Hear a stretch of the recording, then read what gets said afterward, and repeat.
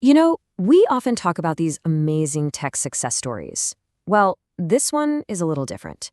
Today, we're going to talk about uTorrent, a tiny piece of software that was so perfect, so beloved, it literally took over the world. But this isn't a story about success. It's a tragedy, really, about how a perfect program got corrupted from the inside out and ended up betraying millions of its users. If you were online back in the mid-2000s, you definitely remember this name, uTorrent, or, uTorrent. It was everywhere, the absolute king of downloads. But today, its reputation is basically in the gutter. So what on earth happened? Well, to really understand the fall, we've got to go back and look at why everyone loved it so much in the first place. Okay, so let's set the scene. I want you to picture the early 2000s.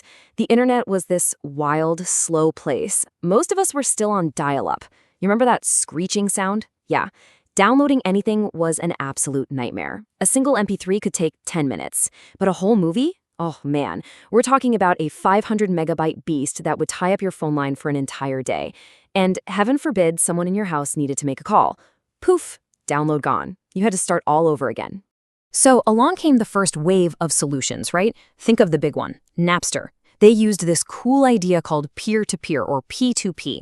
But there was a fatal flaw, a huge one. Everything, and I mean everything, went through one central server. That server was like the master list. It knew who had every file. So guess what happens when the authorities come knocking and shut down that one server? Yep, the whole party's over. And that is exactly what took Napster down. But then, in 2001, this programmer named Bram Cohen has an absolute light bulb moment. He creates a new protocol, which is really just a set of rules for computers, and he calls it BitTorrent. And this thing, it was designed from the ground up to fix everything that was wrong with that old centralized model. So how did it work? Honestly, it was just pure genius in its simplicity. Instead of downloading one giant file from one single person, BitTorrent chopped that file up into hundreds of tiny little pieces. Your computer would then go out and grab all those pieces from tons of different people all at the same time. But here's the real magic trick. The second you downloaded a piece, you immediately started sharing that piece with everyone else. This completely flipped the script.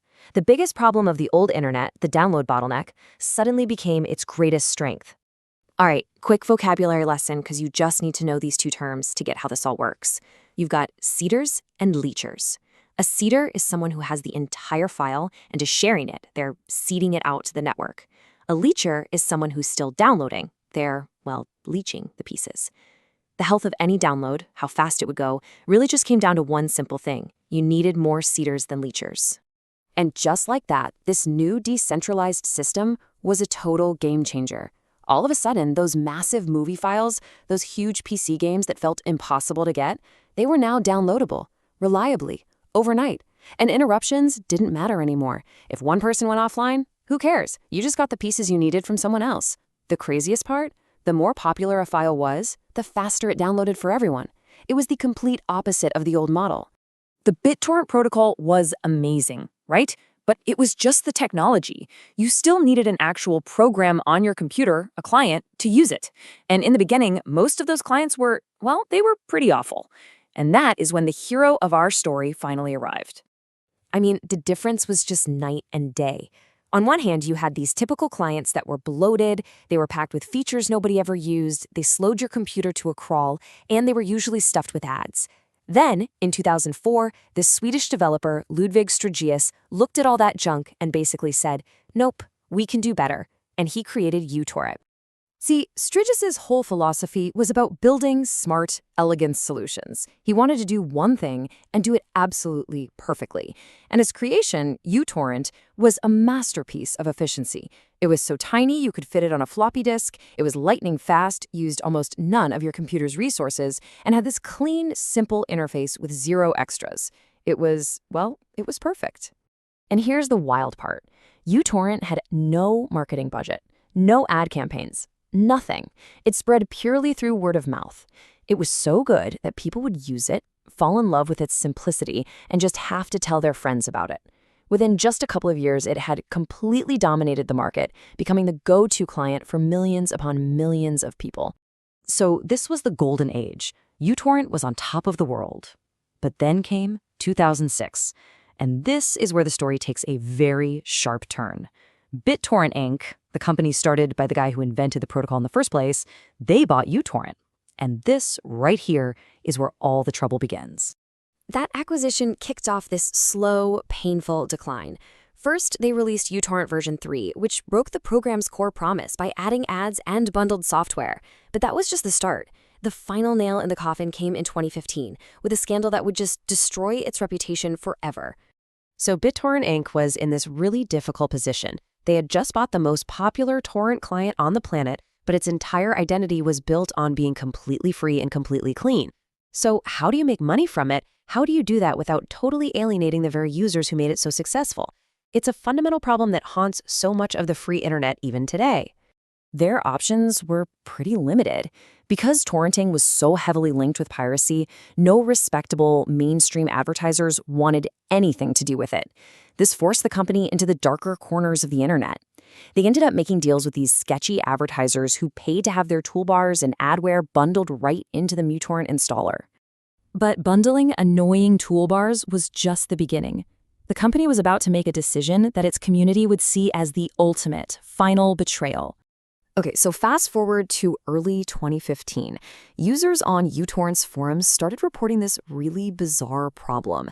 The program, the one famous for being incredibly lightweight, was suddenly causing these massive spikes in their computer's CPU usage, slowing everything down to a crawl.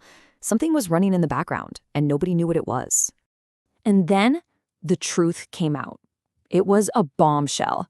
uTorrent had secretly started bundling a piece of software called Epic Scale. And what was Epic Scale?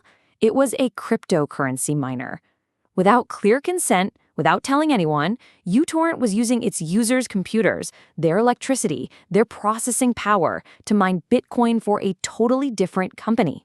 The backlash was immediate and absolutely furious. And to make things so much worse, a support staff member on the official forums confirmed it. The crypto miner was being installed even if users specifically unchecked the box to opt out. That was it. This was a massive breach of trust. Power users abandoned the software in droves. They either switched to open source alternatives or, and a lot of people did this, they rolled back to old, trusted versions like 2.2.1 and refused to ever update again. So the damage was done. uTorrent's reputation among its core users was completely ruined.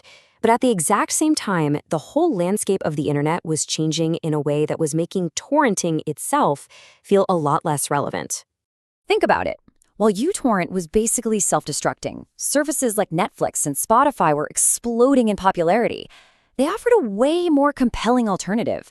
I mean, why bother with all the complexity and legal risks of torrenting when you could get instant, convenient access to almost anything for a pretty low monthly fee?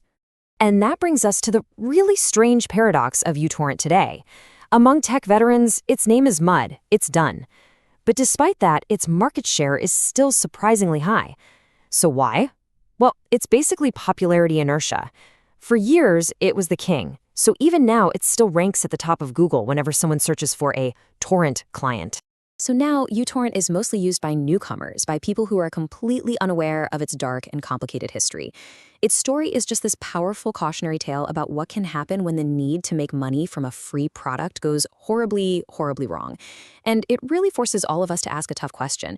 Is free software ever truly free?